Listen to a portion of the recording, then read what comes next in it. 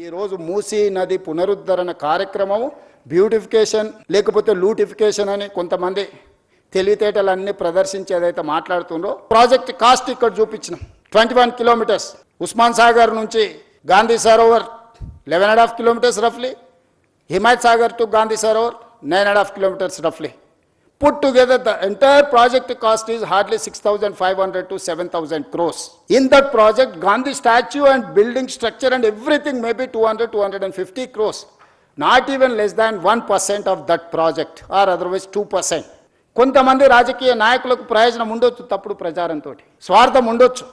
దేవతలు యజ్ఞాలు యాగాలు చేసి లోక కళ్యాణం కోసం చేసినప్పుడు రాక్షసులు కూడా అడ్డుకోవడానికి వచ్చి అందులో రక్త మాంసాలు పోసేటోళ్ళు. లోక కళ్యాణం కోసం మంచి పనులు చేపట్టినప్పుడు సహకరించుకోవడానికి మీకు మనసు రాకపోతే పర్వాలేదు, అడ్డుకునే ప్రయత్నం చేయకండి దయచేసి. రేపు శాసనసభలో కూడా ఇది చర్చకు పెడతాను. శాసనసభలో మీరు వీలైనంత మేరకు సలహాలు సూచనలు ఇవ్వండి ముందుకు వెళ్ళడానికి. ఇంకా మీకున్న అనుభవాన్ని, మీరు ప్రపంచంలో చాలా చదువుకొని వచ్చారు. నకల్ మారనేకెళ్ళి అకల్ రహనా అంటారు. ఇన్ని ప్రాజెక్టులను చూసినాము, కనీసం వాటి నకలు కొట్టినా కూడా ప్రపంచంలో ఒక గొప్ప అద్భుతమైన కట్టడాన్ని మనం కట్టవచ్చు. దీనికోసం పెద్దగా సైంటిస్ట్ కావాల్సిన అవసరం లేదు, కామన్ సెన్స్ ఉంటే సరిపోద్ది. అది కూడా లేకుండా మాట్లాడితే ఇంకా నేను చేయగలిగింది ఏముంది, జాలిపడడం తప్ప. మీరందరూ తీర్మానం చేయండి, వద్దు ఈ ప్రాజెక్ట్ ఆపేద్దామంటే I don't have any issues. మీ అందరికి ఇష్టం లేని అభివృద్ధి నేను ఎందుకు చేస్తాను?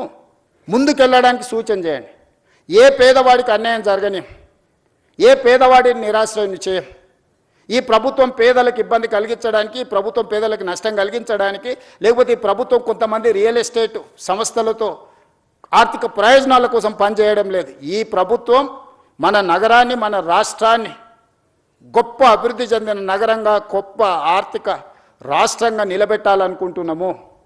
ఈ ప్రాజెక్ట్ అనేది భవిష్యత్ తరాల కోసం మనందరం కలిసి నిర్మించుకుంటున్న ప్రాజెక్ట్. ఇది నా ఒక్కడి వల్ల కాదు. దీన్ని ముందుకు తీసుకెళ్లాలంటే కూడా ఆర్థికంగా అన్ని రకాలుగా మీరందరూ సహకరిస్తేనే ఇది సాధ్యమవుతుంది.